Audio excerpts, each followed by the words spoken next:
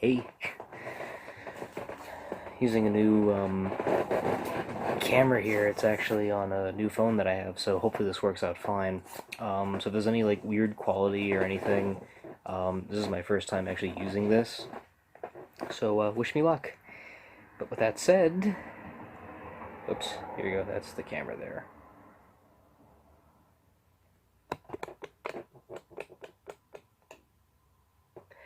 Before I begin,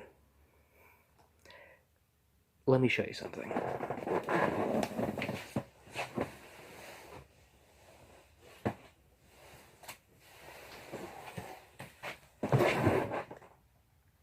This was my summer read.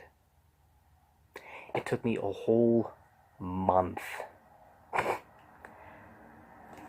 A whole month!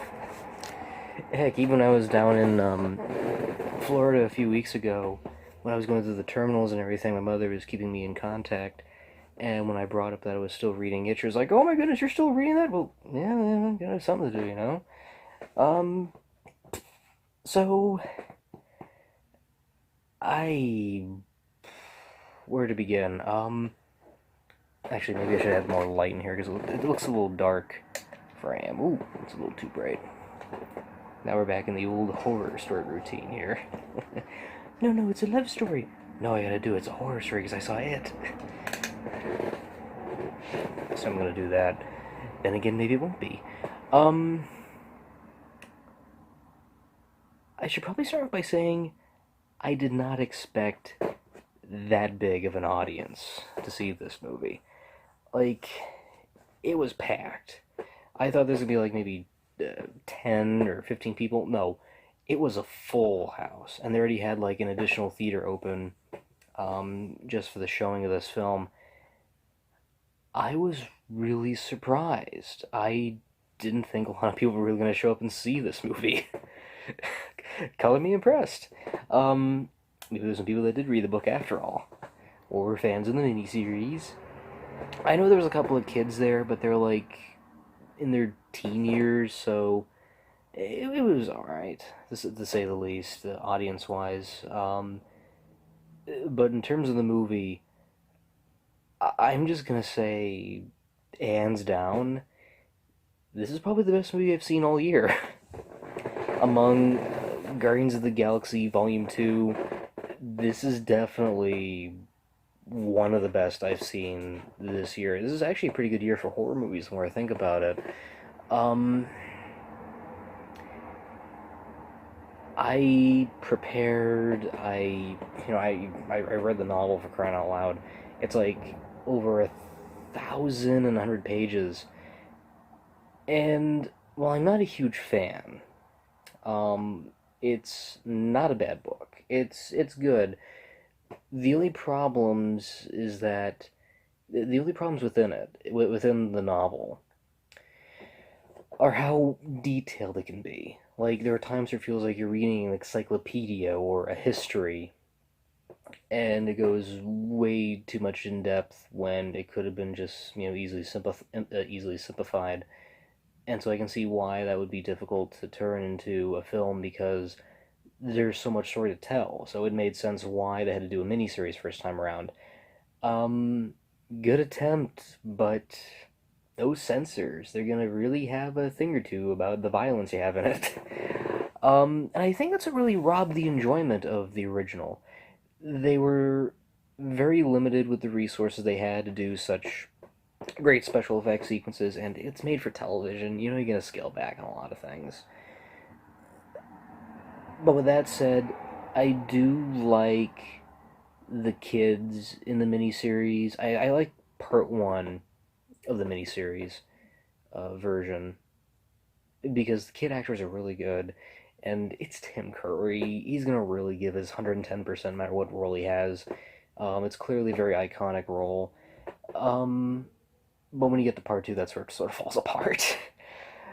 um, they try, they really try, but after reading the book, I can definitely see why there's so many hardships, because the novel has sort of an episodic nature to it, because it keeps jumping back and forth between adulthood to when they were kids, and this event and that event, and the fact that certain things are lining up with certain events that are going on in their life. Even the climax sort of mirrors what they did like 28 years ago, um, when they went up against the monster and everything. So I can definitely see why it would be really hard to adapt something like this, because you would have to understand the redundancy that's going on between these two timelines, the one in 1958 and the one in 1985. Um, is it? Yeah, it's 58. With the movie, they actually do the service of focusing it on just the kids. Thank God they made the right choice, because it turned out to be a better movie than expected. Um, they really do focus on the kids. It's their story. They're going through these emotions. Pennywise is there. He's there to motivate the plot and exist as a mode of conflict. Um, it's really what you would expect from a good adaptation of this story. I didn't expect it to be that good. It's hell. I would go as far as say it not only does the source material justice, but it does a really good job at making improvements at the right spots. It cuts out the stuff that you really kind of sort of don't need, or hell, maybe they're saving it for the second film, which I'm hoping they do at this point. Um, when they go into the characters, they really go in depth with the characters. They show every aspect of them that you really need. They show the things that you really need to know about them. They're not one note or generic. They're very well defined. Um, I really can't think of one character where it sort of stuck out like a sore thumb. They do give some background elements here and there. They explain why Henry Bowers, the bully, is what he is, even though it's like a brief little thing. It's a new addition, I think they did. It could have been the book, if I'm not mistaken. It could be just for the movie. But there's a little thing they do add in there that works pretty well, so that explains why he's so demented and deranged. He's not just a bully, he's like really, really wild. Um, they do a lot of things in Beverly, which I think are really good. They give reasons as to why she's sort of an outcast on her own tiff, um, which I think is handled a little better than what they did with 13 Reasons Why. um, Let me explain about that. I saw 13 Reasons Why over the summer, and it was a 13 episode series, and it was diving into this character and, all these social problems and concerns as to why it led to her decision. And I'll give it props for really trying to address an issue, but I'm sorry, the show was kind of melodramatic, and it wasn't helping out matters any. In Stephen King's It, you really get a feel for Beverly's character and why she's in this situation that she's in, and it's not just, oh, it's this one note kind of thing. No, they really, really go in depth with it. The fact that this one little thing that happened to her is like the ultimate town rumor, um, and the fact that she can only rely on, these other kids, the losers club, to get, help her out and get through this sort of thing. Um, it really works out really well because they treat her like an equal. It's not in the book, or it's like, oh, you can't come listen to this because you're a girl. It's like, okay, let me address the biggest change here.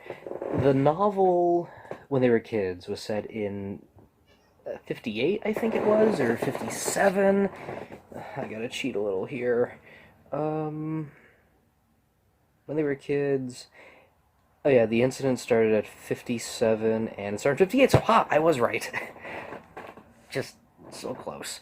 Um, but no, when it's set in the 1950s, you sort of have to attribute to the time frame of certain things. And I think the only movie for me that really worked adapting that time frame at, teenagers in the 1950s was The Outsiders, because those characters felt really real, the socks and the greasers and everything.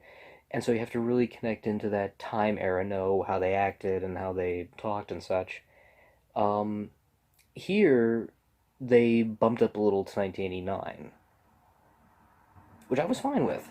I was a little unsure at first, but then it kind of made a lot more sense after reading the book. Because if you're gonna do this new version, you have to keep it in a different, time frame or a contemporary setting that people can connect to. Um, because during the 1980s, we were all about revisiting the 50s. That's when, Grease came in, and that was a huge hit, and um, American Graffiti came out in the 70s. Because in the 1980s, there was that whole resurgence of, revisiting the 50s and all that sort of stuff. Um, and in this era, it's all about revisiting the 1980s. I mean, things like Back to the Future and Stranger Things are holding on pretty well because in the 80s, it was that time frame where the teenager was sort of changing a little bit. It was more rebellious and more crazy, more wild than they ever were in the 1950s. So it makes sense why they change it to this kind of decade, which I'm definitely welcome to. And so you have, obvious references. Like, I think there's a theater in the background that has, like, Batman and Lethal Weapon 2 playing, which, spoiler alert, I was kind of disappointed. The kids never go in the theater to see them. Like, there's a chapter where there's a theater called the Aladdin. Oh, yeah, that's not in the movie. The Aladdin Theater is now the Capitol. Um, but in the book, they go to see, I think, I Was a Teenage Frankenstein, I Was a Teenage Werewolf. And in this movie, you see in the marquee background Batman and the Michael Keaton Batman and Leaf Weapon 2, and they don't go in the theater. You don't see them in the theater watching the movie. Maybe it was for the best. Oh, the opening scene had Bill's room plagued with posters of Gremlins and Beetlejuice, so. Eh? So, oh, sorry, trying to make sure I always like to move around a little when I'm doing these kind of things. I don't want to stay still. Um, so yeah, the time frame works pretty well, and the updates to the characters are actually better than expected. So really what that leaves is the story, and your main antagonist, and your scares. And I think story-wise, the changes they made were probably for the best. I mean, this book, this was an encyclopedia to read. This was like reading an encyclopedia, but it was an interesting encyclopedia. And I'm not, hammering down on Stephen King. I think he's a good writer. He knows how to build atmosphere, and he has interesting ideas for a story. The only detracting points are how to end that story. He has great setups. He has great uh, character elements, but when he gets to that conclusion, it's like, okay, how do I wrap this up? And it will either fit with the story or it won't fit the story, and that also goes saying with the adaptations as well.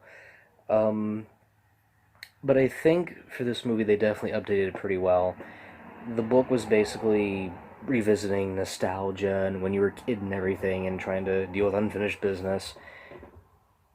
The fact that this movie is just focusing on the kid aspect, it really changes things up a bit. And I think for the best. Because then the message of the movie is now facing your fears. Every time each kid faces the clown entity, it's not just the clown, it's a phobia that they have. And the fact that the clown is using that phobia against them, I thought that was really clever. You have one that's afraid of germs, obviously he's going to get chased by a leper. Um, you have Beverly, who has relationship problems with her father, and so that's going to come back and haunt her. Bill is trying to get over and grieve, trying to get over his grieving about the death of his brother and everything. Um, so that works perfectly. Um, I don't think they did anything with Richie, though. I was kind of a little disappointed, because in the novel, if I remember correctly, it turns into a werewolf and tries to go after him. In the movie, it's just, oh, I'm just afraid of clowns, that's really about it. But they still do something really interesting. There's a nice scene where they're going after the creature, and he's, like, trapped in a room full of... This is in the trailer, so I can kind of talk about this a little bit.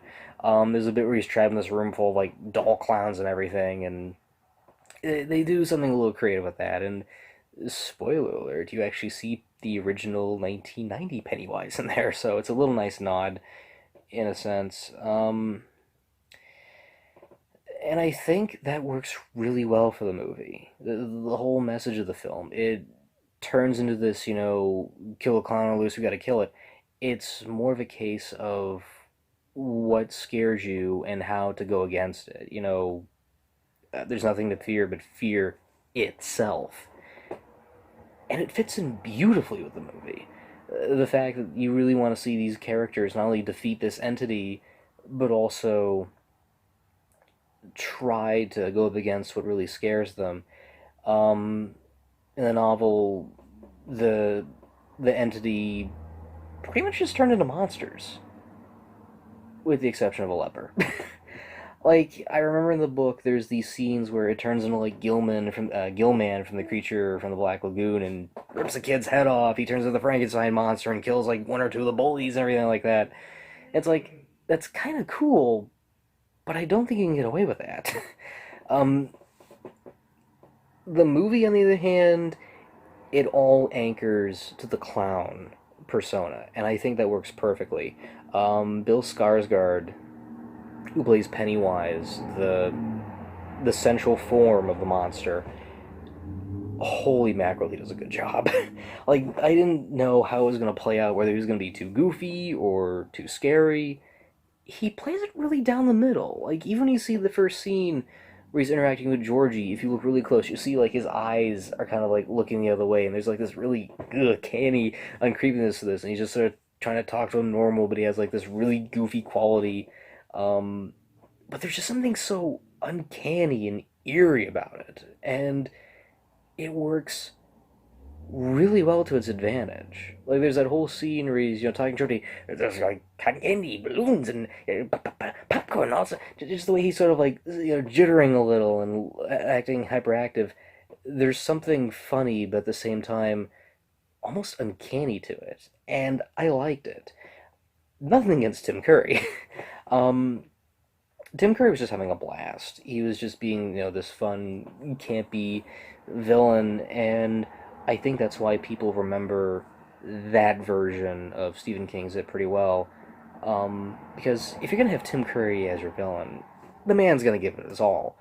Bill Skarsgård, I think, is given a lot more to do, while at the same time they really know how to limit the appearance pretty well. So he shifts in between these different forms, not only to remind you that it's this monster that's tapping into these kids' fears, but they also keep Bill, I think, well enough in front of the camera to know he has such a lasting presence.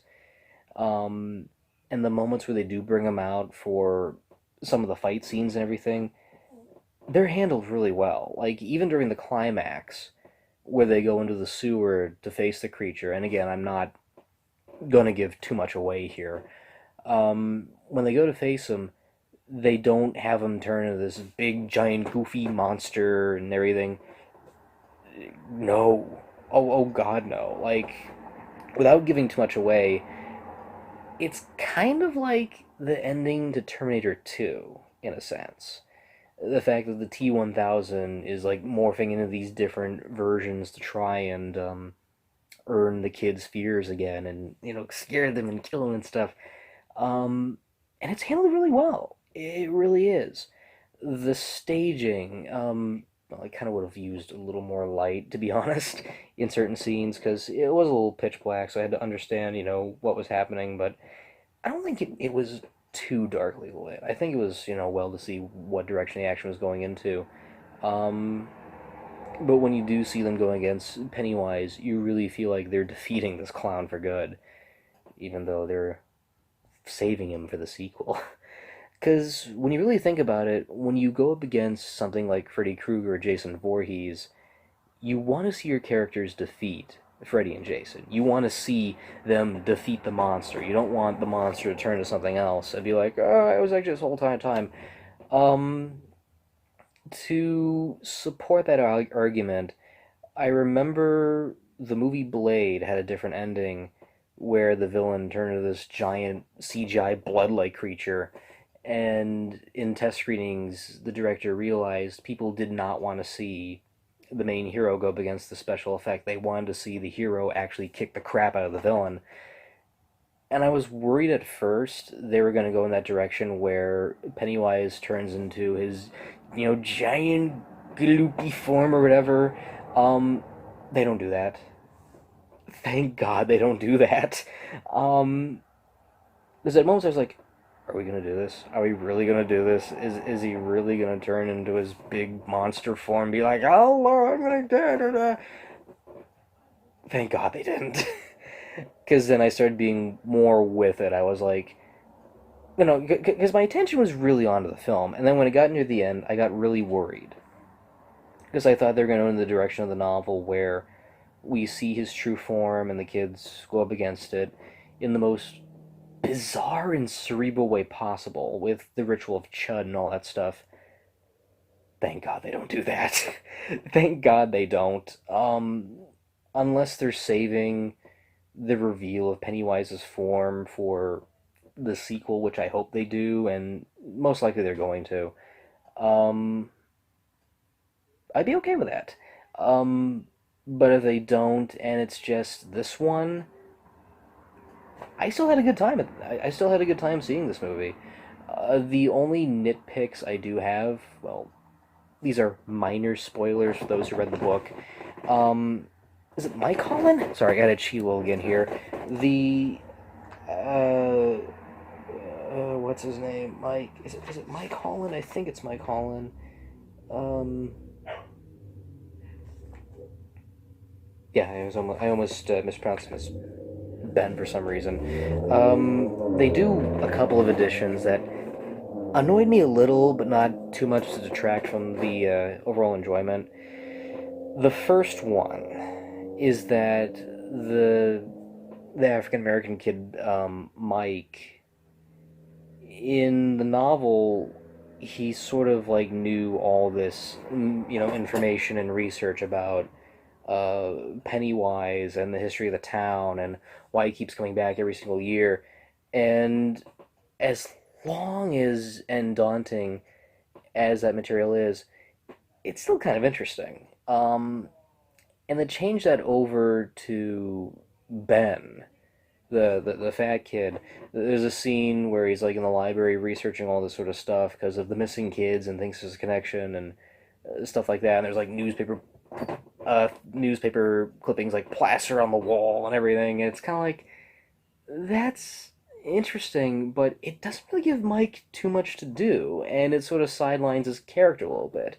And I felt with him, being aware of the town, it sort of gave him this proper position as a historian, which was kind of interesting. But it's an adaptation. You expect changes like that. Um, the biggest one I'm not too on the fence with is the character Patrick. In the novel, he was way more deranged. Apparently, he had this fascination for putting live animals in a refrigerator.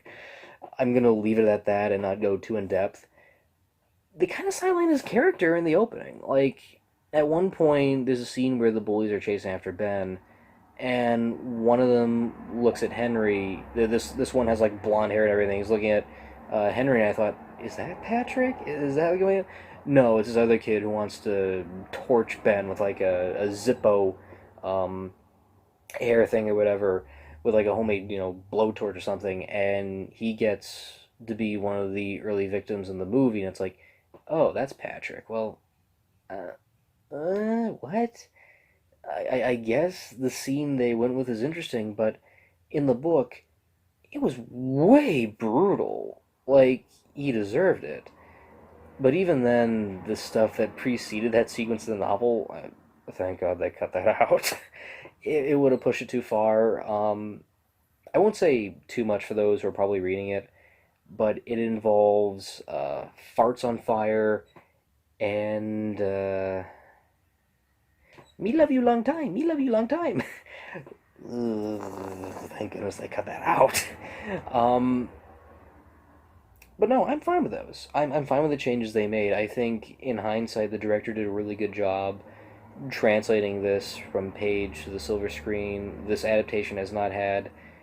This one had an interesting history because I remember it was going to be done under Cary Fukunaga, and from what I read up with the things he was going to do, it sounded like his take was going to be really, really out there. We're talking about a variation where the ending had the kids going up against a giant starfish squid like monster, and if I remember correctly, in one scene, the Jewish kid Stanley confronts this uh, naked woman in the stall, and she rises from the toilet. The toilet's like full of blood and everything.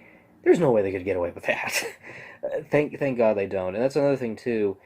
In terms of how terrifying it is, it's kind of on the same level as Nightmare on Elm Street. If you like those movies and survived that, you'll be fine.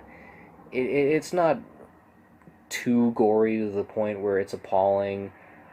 I think it's sort of in the middle. I think it's done really fine. This is definitely a new version that um, I think a lot of people really like. It's a hit with critics already, so I can't argue there.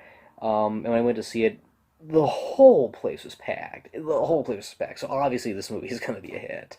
Um, I hope so. Um, I guess for final thoughts, all I gotta really say is that this adaptation really surprised me in many cases. When it adapted things from the book, I got really excited because I was like, oh, we're doing this. Oh my God, we're actually doing this scene. This is great. And the direction they took it in, I thought, was for the better. Like I said, I only had like two nitpicks with it. Two nitpicks with the film. Oh yeah, now I remember what Richie was afraid of. Was that Paul Bunyan statue? Because then at one point it turns into the statue and tries to. Um, sorry. Uh, no, was that when he was an adult? Maybe I should read it again.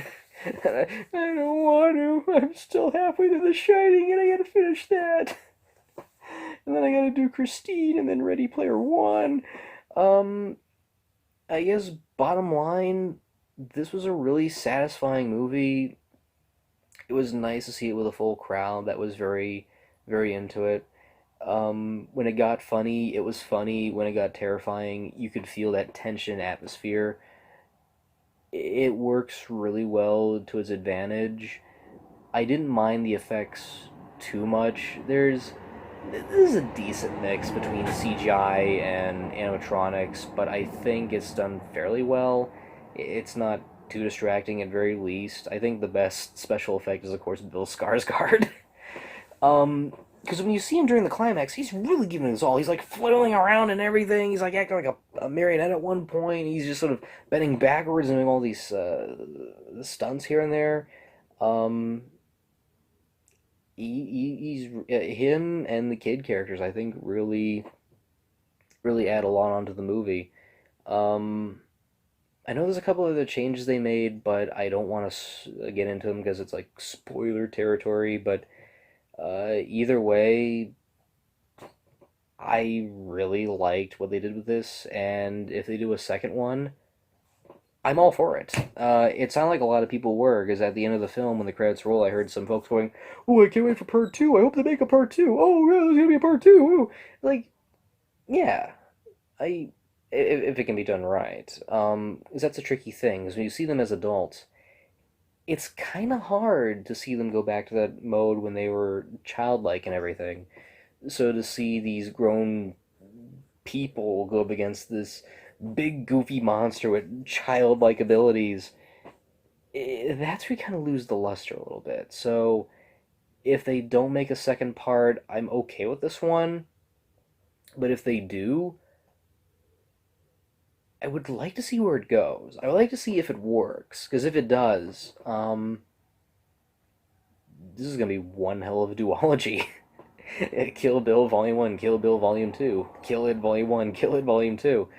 I really want to see where this will go. I'm all for the director's vision. I heard he's doing a couple of scenes he's saved over for the next movie for budgetary reasons, and they're really exciting.